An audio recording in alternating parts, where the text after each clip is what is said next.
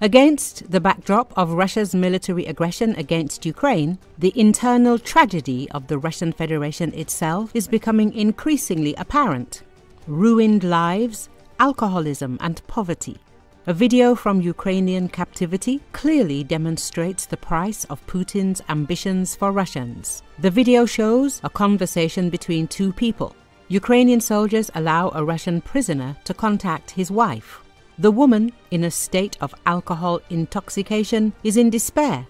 She smokes a hand-rolled cigarette. Apparently, she doesn't have money even for cheap cigarettes. In the background is a destroyed stove, a shabby house, and hopelessness. The woman talks about her losses. 3 people close to her have died in a short time, including her brother, who died in the war with Ukraine. My brother was killed. Tanya died. Lenka died. Muffled words of despair sound. My husband asks, just wait a long time. Don't drink. This scene is not just a personal tragedy. It is a symbol of today's Russia, where ordinary people are crushed by poverty, grief, and alcoholism.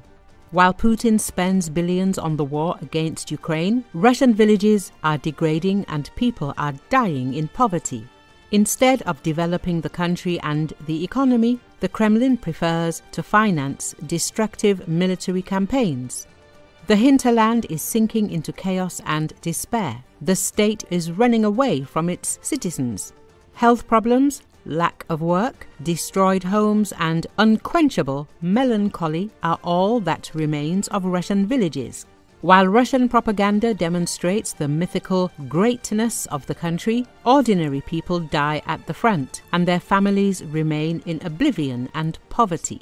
The war is not happening just on Ukrainian soil.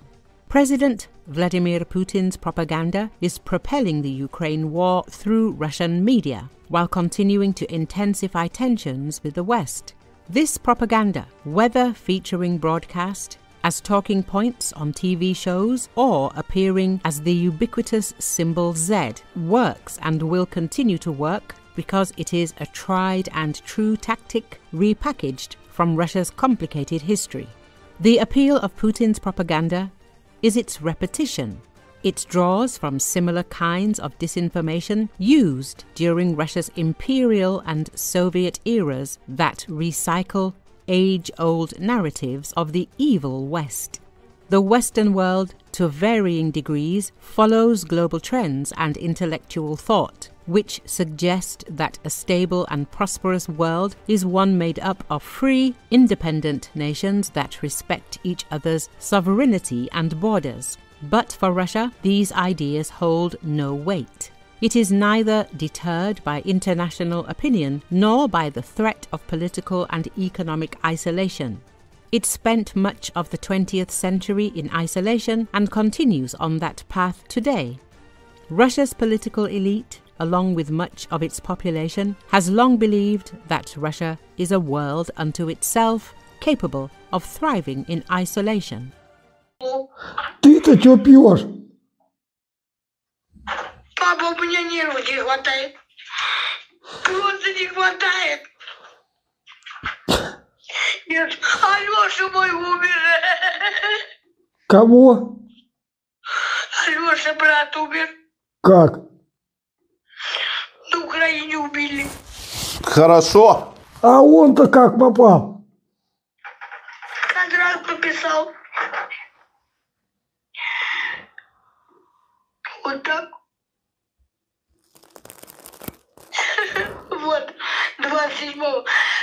Кальку похоронили, я весь сижу у них в доме. Карева Тайка умерла на моих глазах.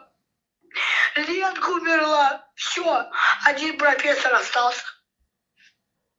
Мама, давай завязывай, не бухай. Жди.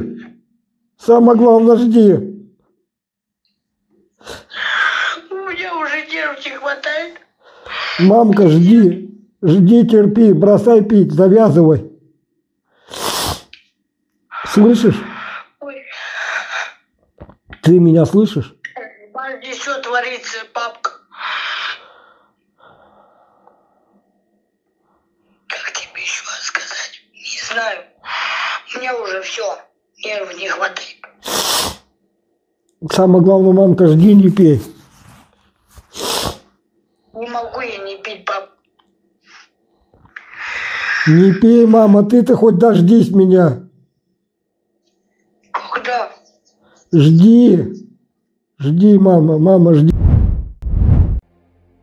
Ukrainian President Volodymyr Zelensky said Thursday that a ceasefire will be the #1 priority on the agenda in the first direct peace talks with Russia since 2022.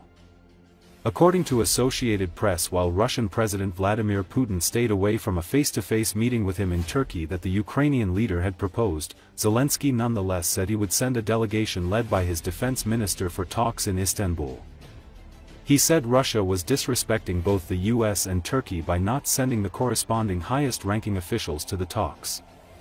Russia continues to treat this meeting unseriously. It does not want to end the war. We will hope that they at least demonstrate something during the meeting, he told a news conference in the Turkish capital Ankara, adding that the Russian delegation doesn't include anyone who actually makes decisions. But he said that to demonstrate to US President Donald Trump that Ukraine is seeking an end to the conflict. He had decided to send officials from Ankara to Istanbul, more than 400 kilometers away, for their first direct talks since March 2022, following Russia's full-scale invasion of its neighbor the previous month.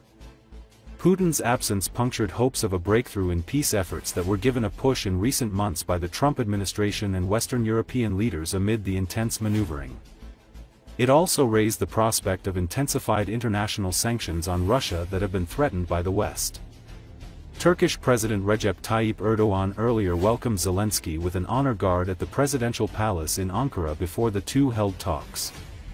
The war has killed tens of thousands of soldiers on both sides and more than 12,000 Ukrainian civilians, according to the UN, and continues along the roughly 1,000-kilometer front line. Russian forces are preparing a fresh military offensive, Ukrainian government and Western military analysts say.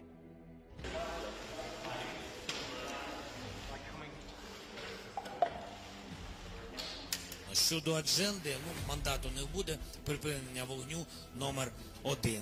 Тобто вони полетять. Хоча я досі вважаю, що Росія продовжує несерйозно ставитись до цих зустрічей, не хоче закінчувати війну, але будемо надіятися, що вони продемонструють хоч щось під час зустрічі.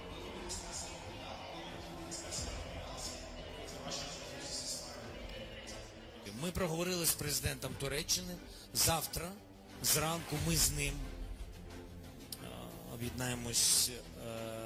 доєднаємось до саміту Європейської політичної спільноти в Албанії, в місті Тирана. В принципі, ця зустріч була організована заздалегідь, там буде більше 40 лідерів. Це наші короткі плани на найближчий час.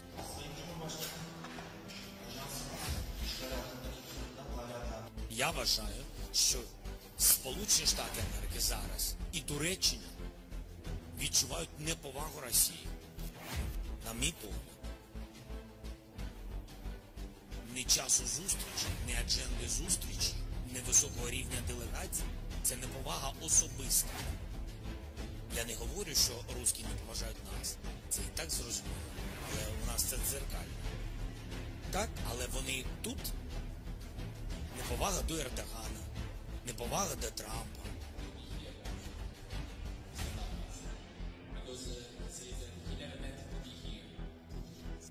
Трамп відправляє велику групу людей, держсекретар Рубіо.